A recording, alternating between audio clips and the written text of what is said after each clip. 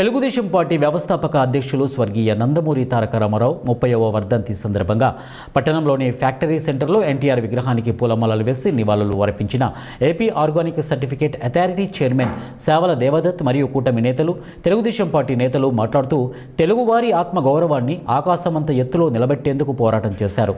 ₹2కే kilo బియ్యం, విప్లవాత్మక సంక్షేమ పథకాలతో పేద ప్రజల మనసులో చిరస్థాయిగా నిలిచిపోయారు. చరిత్ర గతిని మార్చిన మహనీయుడు ఎన్టీఆర్. ఈ కార్యక్రమంలో కౌన్సిలర్లు, వివిధ హోదాలో తెలుగుదేశం పార్టీ నాయకులు, వివిధ కార్పొరేషన్ డైరెక్టర్లు, సీనియర్ నాయకులు, వార్డు అధ్యక్షులు, ప్రధాన కార్యదర్శులు, కార్యకర్తలు, మహిళలు తదితరులు పాల్గొన్నారు.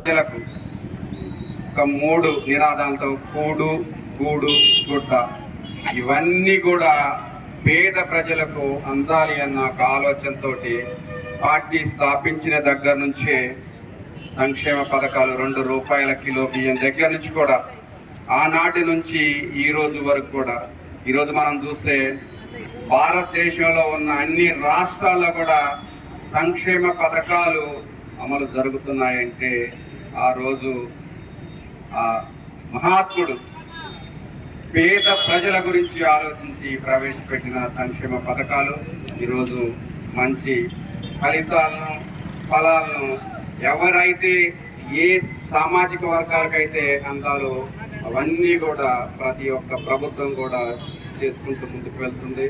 మరి ముఖ్యంగా ఆంధ్రప్రదేశ్లో తెలుగుదేశం ప్రభుత్వం, తెలుగుదేశం సారథ్యంలో నారా చంద్రబాబు నాయుడు గారి నాయకత్వంలో కూటమి ప్రభుత్వం అధికారంలోకి వచ్చిన తర్వాత మనం చూసాం.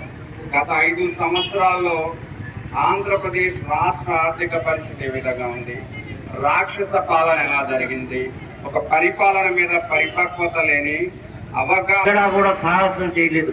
అదే స్కీమ్స్ ని కంటిన్యూ చేశారు.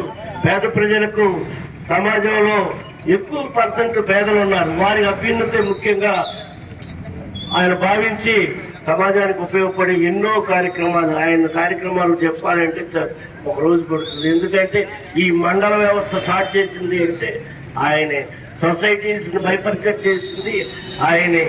అదే విధంగా ₹2 కిలో బియ్యం కానివ్వండి, పక్కా ఇళ్ళు కానివ్వండి, ఆ పెన్షన్ విధానాన్ని ఆయన రోజులు చిన్న మొత్తంతో స్టార్ట్ చేసిన పెన్షన్ ఏ రాజకీయ నాయకుడు వచ్చినా కూడా, ఎవరు ముఖ్యమంత్రి అయినా కూడా